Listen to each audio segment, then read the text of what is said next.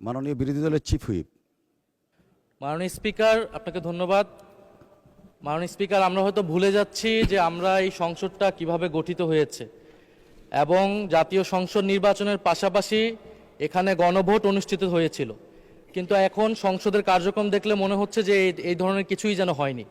ফলে এটি যে কোনো জনগুরুত্বপূর্ণ ইস্যুর তুলনায় সবচেয়ে বেশি গুরুত্ব সহকারে এই সংসদে আলোচনা হওয়া উচিত, এর সুরাহা হওয়া উচিত, তারপরে আমাদের যে রেগুলার যে দৈনন্দিন কার্যক্রম সেটি হওয়া উচিত। আমরা আজকে বিধি মোতাবেকই আমাদের বিরোধী দলীয় নেতা উনি নোটিশ দিয়েছেন।